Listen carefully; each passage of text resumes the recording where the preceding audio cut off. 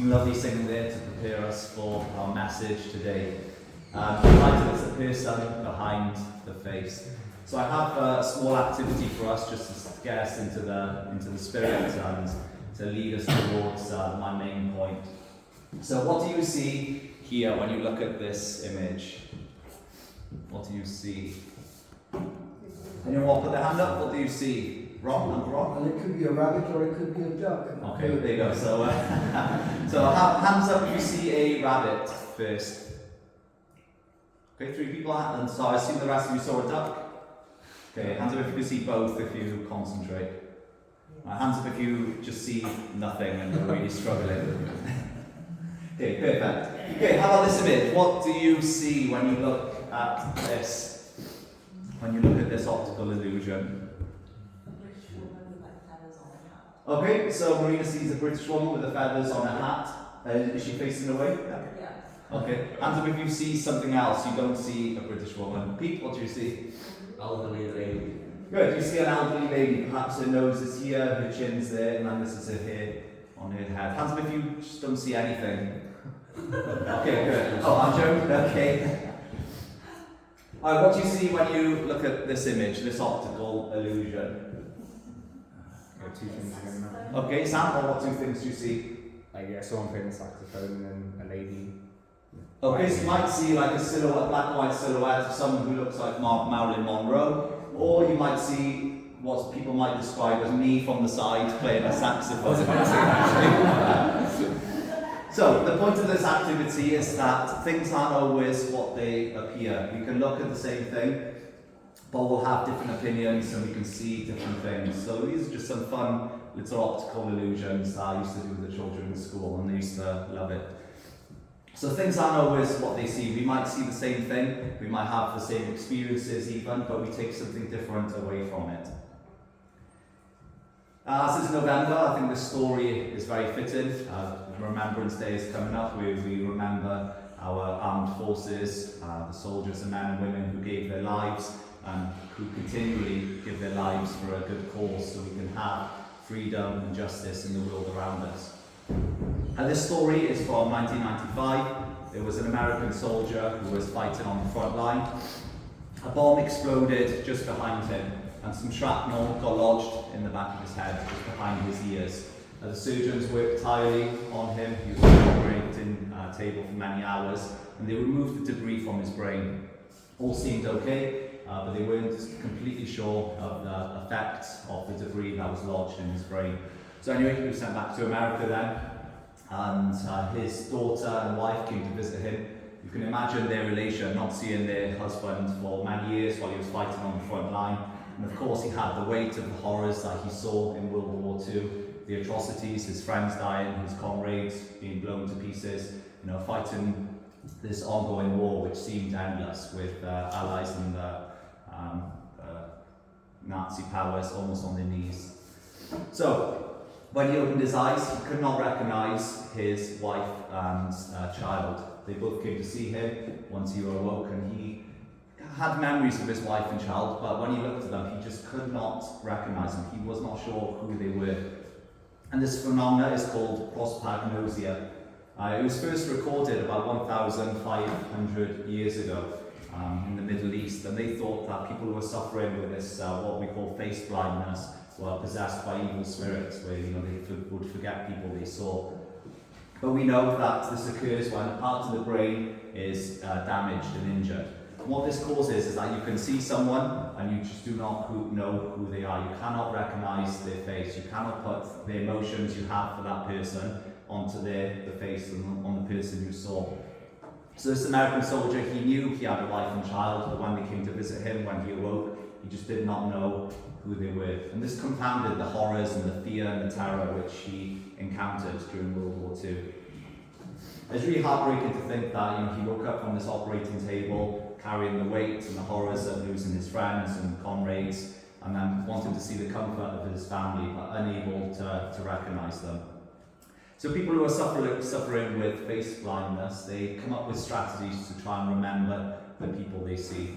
So one strategy that the soldier had was to recognize his daughter by the pattern of her freckles and her facial structure, such as her nose and her mouth. So every time he saw her, you think, okay, I know this is my daughter, because her lips are shaped in this sort of way. Uncle B's now grown a goatee, so I might think, okay, this is Uncle B now. I remember him by his goatee on his face. And he recognised his wife then also by her cheekbones, her eyebrow structures, and her eyes, and he was able to recognise his wife and child in that way then. So this is just one example which I want to share with you, which again is leading up to a main point. I want to give a quick testimony and to share a little bit about my relationship with my dad growing up. I asked his permission for this, and I want to share a little bit about how I saw my father. I was looking on my hard drive and on Google Drive for photos of me and my dad when I was a teenager, but evidently I could not find any. These are recent pictures in the last 4 or 5 years, and in a way, this lack of photos, these lack of photos, should I say, reflects a relationship that I had with my dad. So a bit of background, we lived in Japan until I was 6, and we came here just before or after my 7th birthday, around that time frame. My dad is one of the smartest people, book smartest people that I know. He's got a degree in engineering and worked in the local nuclear power plant. And I think this shows in my family. We have Dr. Marina Yamamoto, a PhD holder, Nadia, who's a budding accountant, and Isaac, who's also an engineer. Then we have me, who probably takes after my mum and my grandmother, a pastor of a small community. But my dad's one of the smartest people we knew. He had a good job in the local power plant in Japan. Life as I remember it was very nice. We used to spend time with my grandparents on the back of my grandmother's bike, going to visit her local friends in the shops. While my mum would tell me off and put me on the naughty step, my grandmother would take me out for some ice creams. But life was very comfortable and life was great. We moved to the UK then, as I mentioned, around when I was 7 years old. My dad, he went from this really good job in a power plant to working in a factory.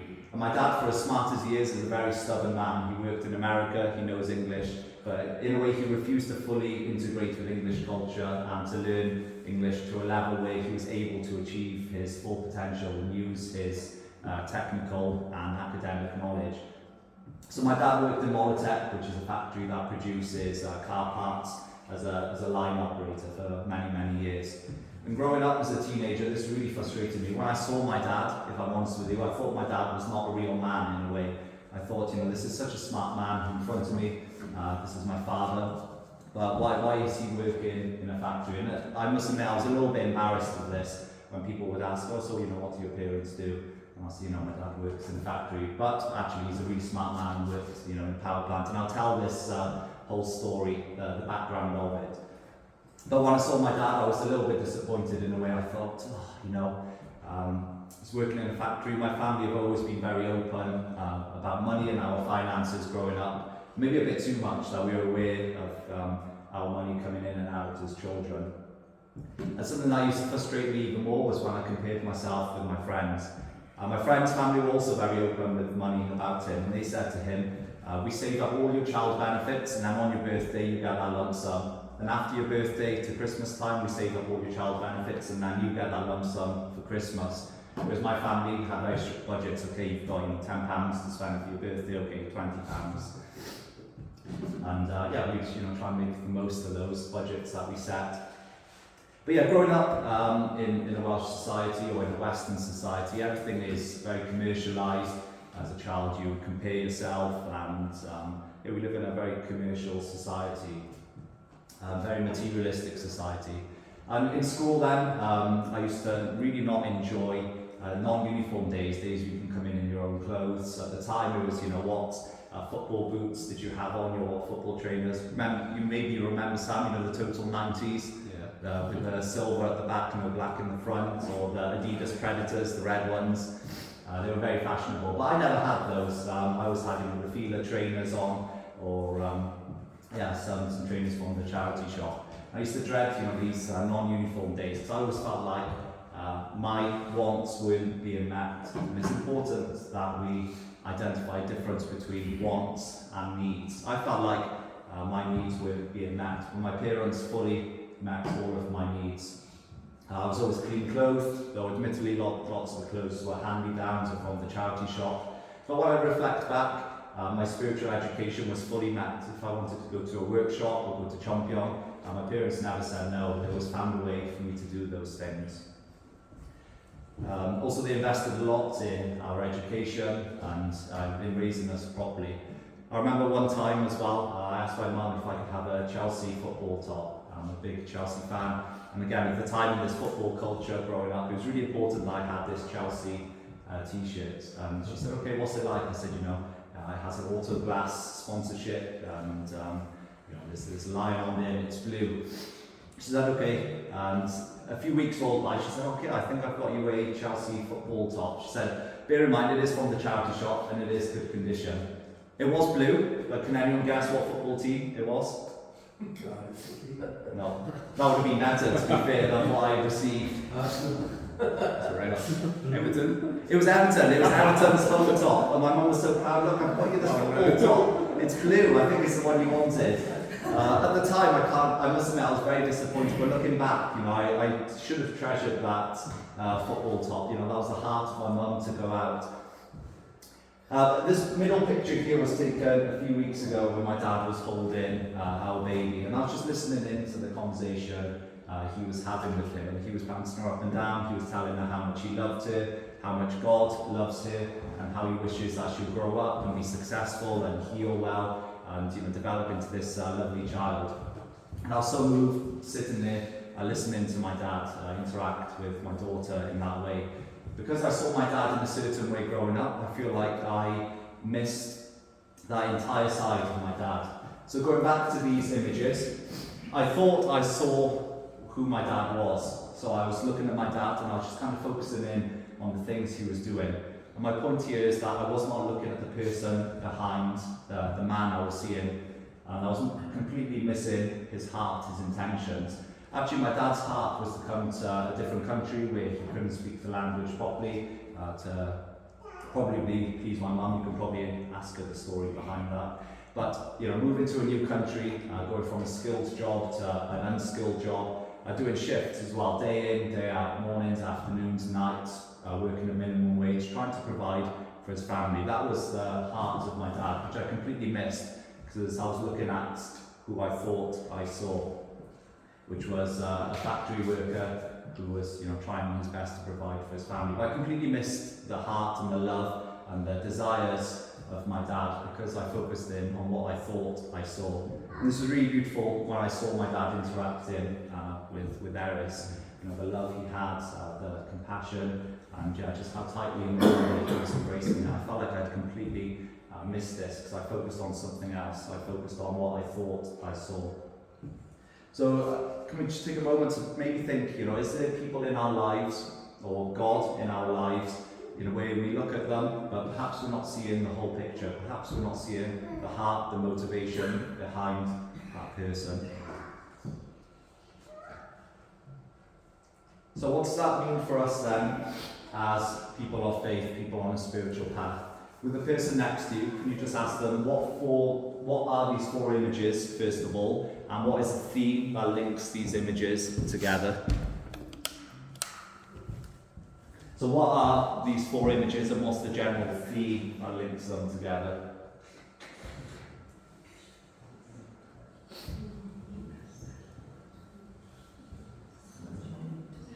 So what are these four images and what's the general theme that links them together?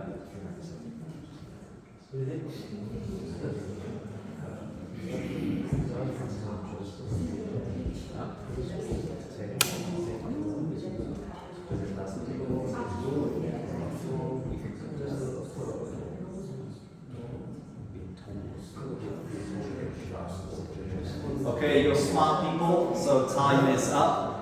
Mikey, what's this first image here? Okay, you do see Roman numerals, there's 10 of them, but how about the scribblings on there? What is this?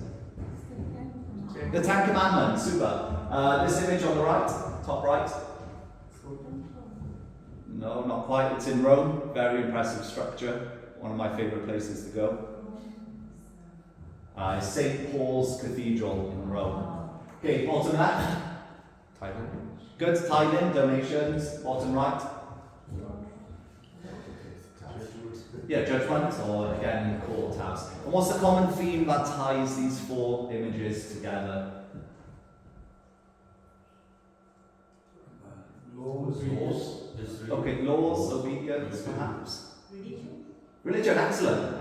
Thank you, I'm Sue fan. So I picked these because they represent religion. Religion ties these things together. Now I have a friend, he's atheist, but he always seems to ask me, what are you talking about then this weekend, or what sermons you give. He's very interested in the messages that I'm studying for, that I want to portray. And I said, I want to talk about God and God's nature. I told him about the one-day seminar I was preparing for. And he said, isn't it really, really difficult in today's day and age to talk about God? He said, for example, look at what's happening in Israel, where we have Muslims, Christians and Jews bombing hospitals, children dying, women dying, and all this conflict. He says, how can you have the audacity to talk about God? Isn't that a really difficult thing to do? Aren't people put off by God, given this current worldly state? And my answer to him was that these things are what people commonly associate with God. For many people, these things are God. Rules or commandments, going to a place of worship, offering donations or tithing, and this idea of being judged, that God is a God who will judge you. Many people have concepts of heaven and hell, and for them that is God. Now, that's not to say these things aren't important. For example, we have commandments, so we understand God's standard of living and God's criteria and God's desires for us to live our lives. It's important for us to worship because we can feel a sense of community. And what worship really brings us is it encourages us to find God in the week, come together, share God, and then go out in our weeks again with God with us. Many people think we just come to Sunday service to receive something and then, go out in the week. But actually, we should be finding God in the week and bringing Him here and then celebrating that together as a community. But worship gives us a sense of community, increases our sense of godliness as well. Tithing is important externally because then we can do our activities, we can teach, we can have community events, but also internally it shows our gratitude for the physical things we have, and it's because of God we are able to go out, become educated, to work, and then we're offering that back internally to God. On the point of tithings, we've been looking at our accounts recently and trying to optimise the way in which we work and to save money. So thank you so much to all of you who tithe regularly, who set up standing orders. Actually, when I was looking through my own tithing records, there were some months where I under-tithed or I even missed the tithing completely. So on this point of tithing, please consider the amounts you donate, set up standing orders, and thank you so much for your contributions, each and every one of you. Also, this idea of judgment, that's important because it keeps us accountable on our spiritual journey and our lives of faith. And actually, our biggest judge is ourselves. Am I on this path of growth? Am I fulfilling the correct desires? Am I learning and am I contributing? So these things are all important, but these are not God. What I'm encouraging you to do is to look at the God behind these things, the heart of God, the intentions of God.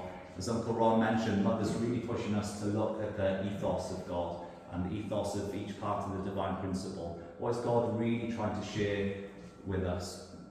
And this was my response to my friend. I said, people are using what they think is God in their own ways, but what we need to do is to look at Jewish scriptures, Christian scriptures, Muslims, Islamic scriptures. Really understand what is God trying to show us and teach us through these scriptures. What is the heart of God? What is the desire of God in that time period or in that certain culture that God was trying to learn and share with the people that He did share it with? This is a beautiful quote from the Cheonseong-gyeong, and it says, "If you want to be a patriot, you must know the king's heart. If you want to be a son and daughter of filial piety, you have to know your father and mother's heart." So what I'm encouraging you to do is to look at the spiritual practices that we're involved in and really try and understand what God is trying to share, what is the meaning of those things. So again, we may look at tithing, or we may see different images. We may come to Sunday service with different perceptions. But amongst these spiritual practices, what is God really trying to share and teach you? And what is God encouraging you to do? Yesterday, as Uncle Bernard mentioned, I taught the principle of creation, and if anything, it was a fantastic learning experience for me. I really tried to pray hard. I remember Uncle Ron said to me, I study and pray at least 3 hours a day before I teach. And I had that ringing in my head, to be honest with you. I wanted to hold myself accountable against that standard. And I really tried to ask, well, what do you want me to teach? What is the purpose of creation? What is, if I want one thing for those participants to take away, what would that be?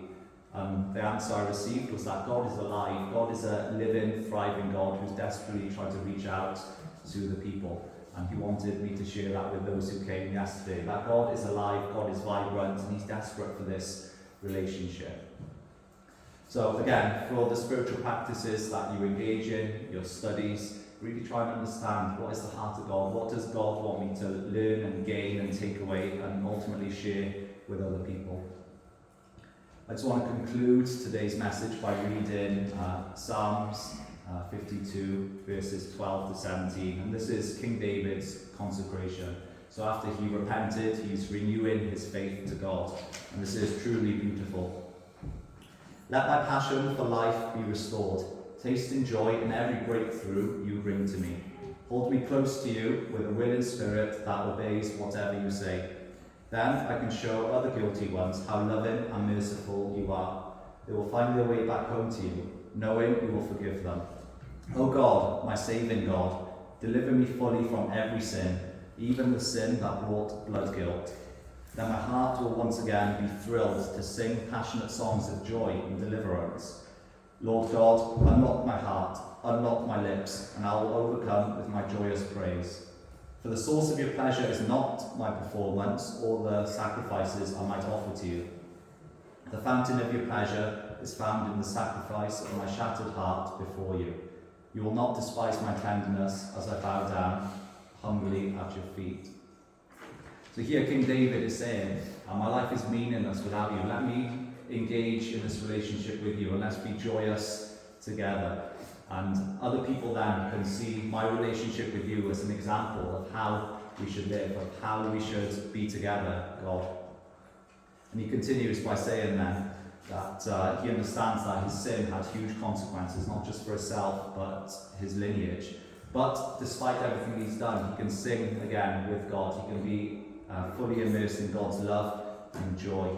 And because of God's love, that his heart can be released, that he can be free to love again, because God ultimately is a God of love. God is our heavenly parent. And then he goes on to say then that although he may blunder at times, that actually he recognizes that God is not judging him by his performance, but God is looking at the quality of our hearts, our capacity to love. Because as I mentioned through the various stories and anecdotes in this Sunday service, that was my main point, that God is a God of heart and we need to discover this heart fully. So this week, I hope that God can also unlock your hearts, unlock your lips, and that we can be filled with joyous praise. Thank you.